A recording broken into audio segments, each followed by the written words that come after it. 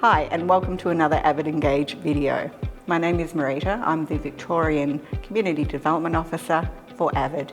And today I'm here with Sean McCuckin, Training Manager from Dulux, who's going to help us out today with some tips and tricks. Excellent. Thanks Marita. Thanks for having me here today.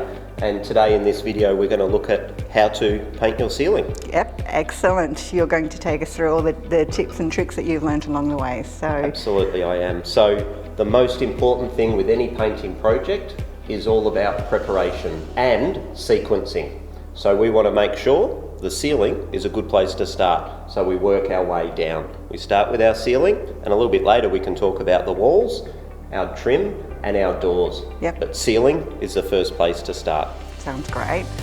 Okay, so what do we need to do to get ready? Right, so the equipment that we'll need to paint our ceiling, obviously we've got our Dulux ceiling white over here. We would need drop sheets to cover any floor furnishings. We can move some furniture out of the way if we can. Drop sheets, otherwise we'll need a ladder so that we can reach up to those hard to reach areas. We'll need good quality paintbrush such as this. We've got our roller here that will attach to a roller frame and roller pole to dip into our roller bucket. And then we have our low tack or low adhesive tape. This one here is our washi tape, which is Japanese rice paper. Really good quality. You can leave it on for as long as you want internally and it won't leave that yucky sticky residue. So that's a really good quality one there and stops the paint bleeding through underneath it. So fantastic. In terms of preparation, that's we want to make sure that we clean down our surface. So what that involves is firstly getting our broom and brooming down any cobwebs that may be around the area. And then washing the ceiling. Now a lot of people skip this step, Marita. No one really thinks, why would I need to wash my ceiling, but it's very important. So we get our sugar soap, we mix it up in a solution with water, and we get one of those sponge squeegee mops, and we just make sure that we're cleaning that ceiling. Especially important in areas such as kitchens or open living areas where they might have got some cooking fats or anything splashed upon, so we want to make sure that we clean down the ceiling that way. Fabulous.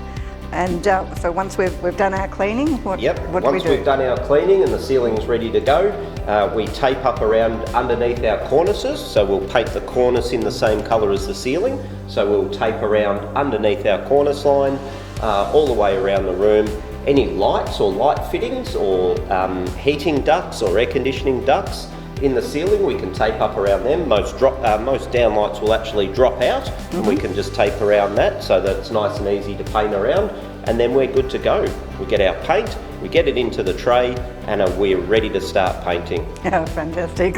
That sounds so easy. It does sound easy. There are a couple of key tricks to painting a ceiling. We want to make sure that we're using our brush to cut in around the cornices and the brush to go around any of those light fittings that we taped up earlier.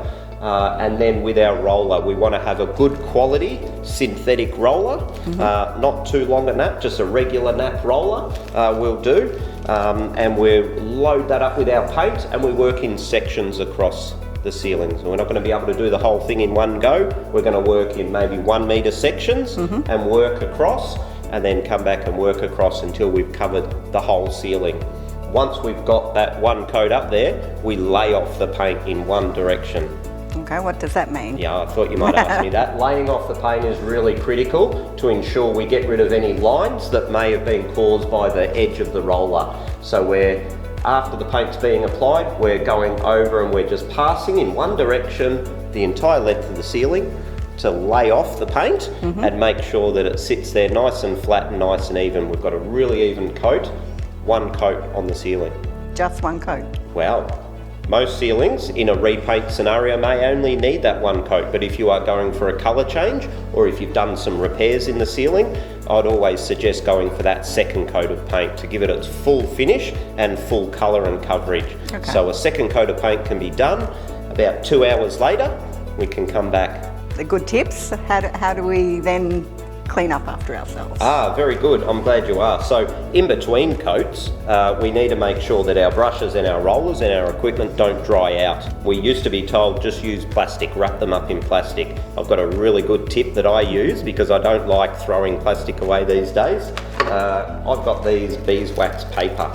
So this beeswax paper is reusable. You can just wash it out in normal water. And if we have our wet roller, we can simply wrap it up there. And all we're doing is stopping the air getting to it so that it doesn't dry out. So we can just leave that until we're ready for the next coat. I've got a smaller piece here that'd be suitable for our paintbrush. So I'm going to wrap them up in between coats. I'm going to leave them so they don't dry out. I'm going to come back a couple hours later, unwrap them, rinse out the wax paper in just some warm or lukewarm water, and they'll be good to reuse. After we've done our second coat? After you've done the second coat and everything's good, because it's a water-based product, we're just washing up in water, so we can give our brushes a really good wash out in water. They'll be good to go because we've used good quality ones. Similar to our roller, we can wash up and reuse for another project down the track. We just want to make sure we get the drop sheets up, vacuum up our space, and we're done. That sounds great. Thanks so much for joining me today. No worries, thanks for having me, Marita. Thanks again for joining us for our AVIDEngage video. We'll be back again next time with Sean, who will be able to provide us with some more tips.